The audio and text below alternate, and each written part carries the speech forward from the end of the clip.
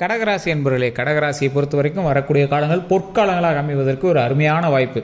கஷ்டங்களை மட்டுமே அனுபவித்து வந்த இந்த கடகராசி என்பவர்களுக்கு ஒரு அதிர்ஷ்டம் கிடைக்க போகுது சார். இந்த அதிர்ஷ்டம் எதை நோக்கி கிடைக்க போகுது? கல்வியை நோக்கியா, தொழிலை நோக்கியா, திருமணத்தை நோக்கியா, இல்லை குழந்தை இல்லாதவங்க குழந்தைகள் நோக்கியா, இல்லை வருமானமே இல்லாமல் இருக்கிறவங்க வருமானத்தை நோக்கியா, இல்லை மகிழ்ச்சியை நோக்கியா? சார் இது என்ன சார் மகிழ்ச்சின்னா எல்லாத்துலேயும் தானே மகிழ்ச்சி இருக்குது சார். நீங்கள் இன்றைக்கி காலகட்டம் வரைக்கும் இந்த கடகராசிக்காரர்கள் தற்போதைய மனசாட்சி தொட்டு சொல்லுங்கள். உங்கள்கிட்ட ஓரளவுக்கு பணம் இருக்குது, எல்லாமே ஓரளவுக்கு இருக்குது, கடன் கொஞ்சம் இருந்தாலும் ஓரளவுக்கு மன சாட்டிஸ்ஃபையாக தான் இருக்கீங்க. ஆனால் மனசு சந்தோஷமாக இருக்கீங்களா? அந்த மன திருப்தி எப்போ வரும்? அதுக்கு தான் இந்த வீடியோ. இனி வரக்கூடிய காலங்களில் உங்களுக்கு அந்த மன திருப்தி வரப்போகுது, எதன் மூலமாக வரப்போகுது, எப்படி வரப்போகுது அப்படிங்கிறத இந்த வீடியோ. நிறைய பேர் தனிப்பட்ட ஜாதகம் தான் பார்க்கணும். நான் சொல்கிறேன், கீழே நம்பர் கொடுத்துட்றேன் சார். அந்த கீழே பாருங்கள், பிரபல ஜோதிடருடைய நம்பர் தான். நீங்கள் ஃபோன் பண்ணி பேசிக்கலாம். நிறைய விஐபிகள், ஆக்ட்ரஸ்லாம் அவங்களாம் இப்போ எல்லாம் மீறி போய் நிறைய பேர் பார்த்துட்ருக்காங்க. ஸோ நீங்கள் ஃபோன் பண்ணி பாருங்கள். உங்களுக்கு டைம் இருந்தது, உங்களுக்கு லக் இருந்தது அப்படின்னா நீங்கள் ஃபோன் அட்டன் பண்ணாருன்னா நீங்கள் பேசி தெரிஞ்சுக்கோங்க. நீங்கள் ப்ரொமோஷனாக எடுத்துகிட்டாலும் சரி, இல்லை நீங்கள் வீடியோ மூலமாக நம்ம சொல்கிறோம் நீங்கள் எடுத்துகிட்டாலும் சரி, கீழே கான்டாக்ட் நம்பர் டீட்டெயில்ஸ் கொடுத்துருக்கேன், நீங்கள் ட்ரை பண்ணி பாருங்கள். அதே மாதிரி இந்த நிறைய பேருக்கு தெரியாத ஒரு விஷயத்தையும் நான் வீடியோவில் சொல்கிறேன். என்ன அப்படின்னா, பிரபஞ்சம் ஒரு மிகப்பெரியது. இதில் பல ஆயிரம் கோடிக்கணக்கான பேர் இருக்கீங்க. ஸோ இதில் ஒரு ராசியில் நிறைய பேர் இருப்பீங்க. அவங்க எல்லாருக்குமே இது பொருந்துமா அப்படின்னா 100%லாம் பொருந்தாதுங்க. இப்போ நம்ம சொல்லக்கூடிய பாருங்க 100% பொருந்தாது. ஏன்? நான் எல்லா வீடியோலையும் சொல்கிறது தான். உங்களுக்கு ஒவ்வொருவருக்கும் ஒவ்வொரு வகையான ராசிகள், ஓகேவா? அதிலே 12 விஷயத்தில் வேறுபட்டுறீங்களா? அது இல்லாமல் தசாபுத்தியில் நீங்கள் வேறுபடுறீங்க, லக்கினத்தில் வேறுபடுறீங்க, நட்சத்திரத்தில் வேறுபடுறீங்க, நிறைய வேரியேஷனுங்க. அதனால தான் ஷார்ட் அவுட் பண்ணி தனிப்படையான ஜோதிடத்தை ஒரு டைம் பார்த்துக்கோங்க அப்படின்னு சொல்கிறது. இந்த தனிப்படையான ஜோதிடம் பார்க்கும்போது உங்களுடைய லொக்கேஷன்லேருந்து, உங்களுடைய நீங்கள் பிறந்த தேதியிலேருந்து, பிறந்த நேரத்துலேருந்து, உங்களுடைய தசாபுத்தியிலேருந்து, லக்கினம், நட்சத்திரம், உங்களுடைய ராசி, உங்கள் கூட பிரயாணிக்கக்கூடிய நபர்களினுடைய ராசி எல்லாத்தையுமே பார்ப்பாங்க. நீங்கள் தொழில் பண்ணுறீங்களா, உங்களோட பார்ட்னரோட ஜாதகத்தை நீங்கள் கண்டிப்பாக பார்த்துருக்கணும். உங்களோட ஜாதகத்தையும் பார்ட்னரோட ஜாதகத்தையும். திருமணம் பண்ணுறீங்களா, உங்களோட மனைவியோட ஜாதகத்தையும் உங்கள் ஜாதகத்தையும் பார்க்கணும். குழந்தை பிறந்திருக்கா, உங்களோட ஜாதகத்துக்கு மேலே 75% உங்களோட குழந்தை ஜாதகத்தை பார்க்கணும். இதுதான் உங்களுக்கு ஒரு முக்கியமானது. நீங்கள் யார் கூட இருக்கீங்க? உங்களோட ஃப்ரெண்ட்ஸ் சர்க்கிளில் நீங்கள் எப்போ பார்த்தா சுற்றிட்டு இருக்கீங்களா? உங்களுக்கு தொழிலில் ஏதாவது அமைப்பு வரலையா? அப்போ காரணம் என்னென்னு பார்க்கணும். உங்கள் ராசியில் இருக்கிறவனே இன்னொருத்தர் நல்லா இருக்கான், உங்களுக்கு ஒரு மாதிரி இருக்குது அப்படின்னா நீங்கள் ஆட்டோமேட்டிக்காக நீங்கள் ஜாதகத்தை ஒரு டைம் பார்த்துட்டு யார் கூட இருக்கிறது உங்களுக்கு கரெக்டாக இருக்குது, அவங்க கூட சேர்ந்து தொழில் பண்ணுறது பரவாயில்லையா, இந்த ராசியோட ராசி இணைந்தால் உங்களுக்கு லாபமாக, அதெல்லாம் பார்த்து தான் பண்ணுங்கள். இது ஒரு முக்கியமான ஒரு விஷயம், நிறைய பேருக்கு தெரியறதில்ல. ஜாதகத்தை நம்பாதவங்க அப்படிலாம் இல்லையே, நாங்களாம் சேர்ந்து தான் பண்ணோம், அதெல்லாம் நல்ல லாபம் அப்படிம்பாங்க. ஆப்டாக பார்த்தோம்னா ஜாதகத்தை பார்த்தா 2 பேரும் செட் ஆகிருக்கும், அவ்வளோதான். மற்றபடி ஒன்றும் பெரிய இஷ்யூஸ்லாம் இல்லை. ஜாதகம் பொய்யாவதில்லை என்றைக்குமே. ஜாதகர்கள் பொய்யாக இருக்கலாம் வாய்ப்பு இருக்குது. நீங்கள் யூடியூப்பில் பார்த்துட்டு எல்லாம் ஜாதகர் அப்படின்னு நீங்கள் நினைக்கிறது தப்பு. ஆனால் ஜாதகங்கிறது பொய்யே கிடையாது. மிகப்பெரிய கணிப்பு, மிகப்பெரிய சயின்டிஃபிக்கல் ஆஸ்ட்ராலஜி, இதெல்லாம் ஒரு மிகப்பெரிய அறிவியல் சார்ந்த உண்மை இதெல்லாம். ஸோ அதனால் நீங்கள் கரெக்டான ஜாதகர்கிட்ட பார்த்து நீங்கள் பண்ணீங்க அப்படின்னா நீங்கள் ஆட்டோமேட்டிக்காக பார்க்கலாம். இப்போ நான் கீழே கொடுத்துருக்க நம்பர்லாம் எங்கள் நம்பர் கிடையாது, ஒரு பிரபல ஜோதிடர் நம்பர் தான். நீங்கள் அதை ப்ரமோஷன் எடுத்துட்டாலும் ஓகே, ஒன்றும் ப்ராப்ளம் இல்லை. அவ்வளோ அக்யூரேட்டாக சொல்கிறாங்க.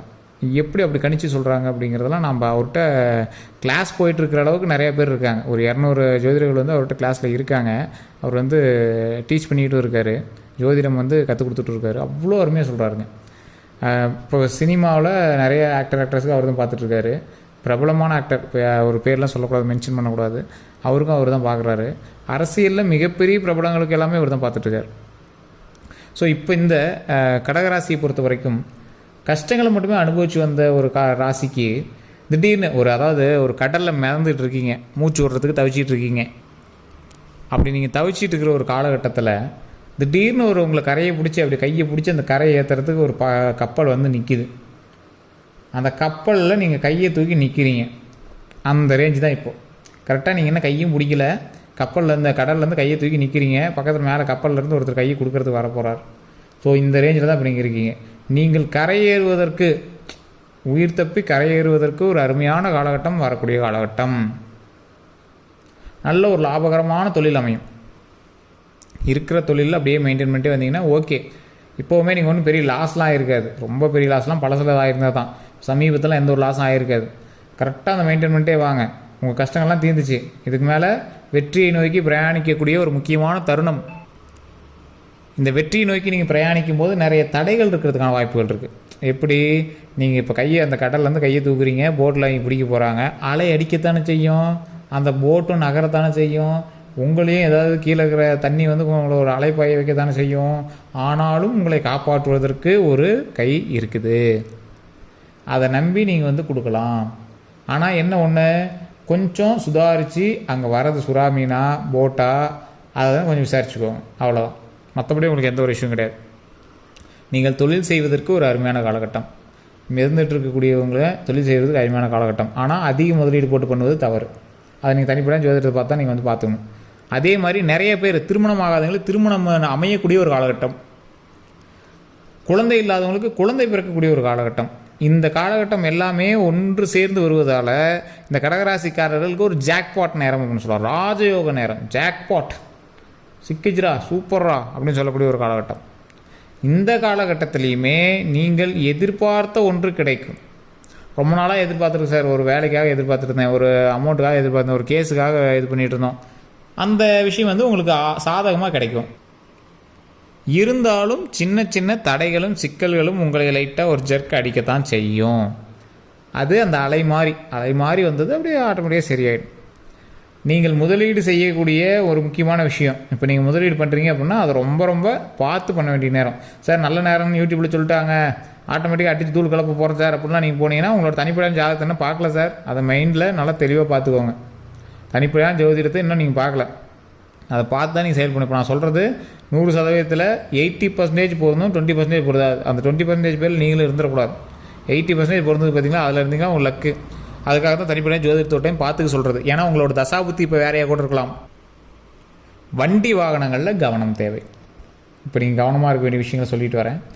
வண்டி வாகனங்களில் கவனம் தேவை. சொத்து பறிமுதல் அந்த மாதிரி ஏதாவது போகிறீங்க, யாருக்கு ஏற்கனவே பணம் கொடுத்துருங்க சார், அதுக்கு வேறு சொத்து வந்து ஆக்குபை பண்ண பார்க்குறோம் அப்படிலாங்கிறதெல்லாம் கொஞ்சம் கவனமாக இருக்கணும்.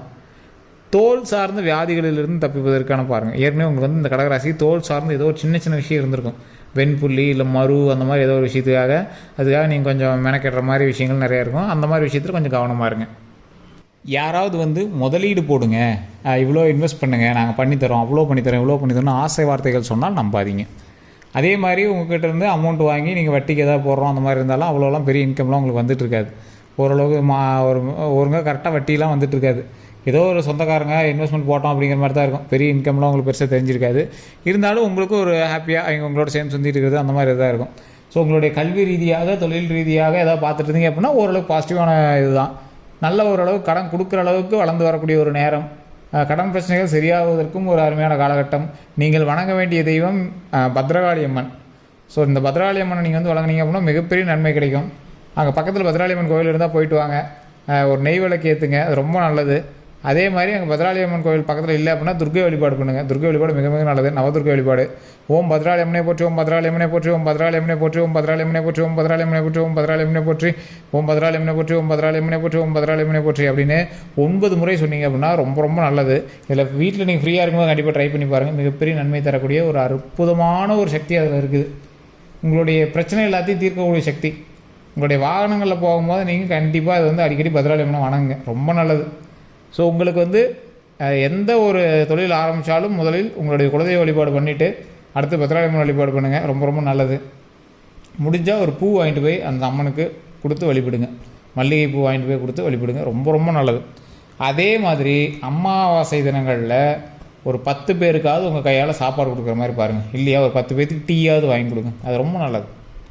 சார் அதெல்லாம் எங்கே சார் போகிறது அப்படின்னு இருந்தீங்கன்னா முடிஞ்சால் ஒரு புளிசோரோ தயிர் சாதமாக செஞ்சு ஒரு கோவில் பக்கத்தில் இருக்கக்கூடிய துர்க்கை அம்மன் இருக்கக்கூடிய கோவில்லையோ அல்லது பத்ராளி அம்மன் கோவில்லையோ போயிட்டு ஒரு தயிர் சாதம் புளி சாதம் ஒவ்வொரு கரண்டி சும்மா ஒரு சின்ன ஒரு கப்பு மாதிரி வாங்கி பேப்பர் பிளேட்லாம் இருக்குது பார்த்திங்கன்னா அதில் வச்சு கூட கொடுங்க. அதில் சும்மா ஒரு சிம்பிளாக கொஞ்சம் கொஞ்சம் கொடுக்க சாப்பிட்றாங்கல்ல அந்த மாதிரி ஒவ்வொரு கரண்டி வச்சு கொடுத்தீங்கனாலும் ரொம்ப நல்லது தான். இதனால் மிகப்பெரிய லாபம் கிடைக்கும், மிகப்பெரிய நன்மை கிடைக்கும். இது உங்களுக்கு தெரியறதில்ல, நிறைய பேர் தெரியறதில்ல. சாப்பாடு வலிச்சு கொடுக்குறதுனால என்ன சார் அப்படிம்பாங்க. நிறைய பேர் வாங்கவே மாட்டாங்க தெரியுமா. ஒவ்வொரு கோயில்களில் நிறைய பேர் அன்னதானம் கொடுத்தீங்கன்னா வாங்க மாட்டாங்க, கையில் வாங்க மாட்டாங்க, கை நீட்டி வாங்க மாட்டாங்க.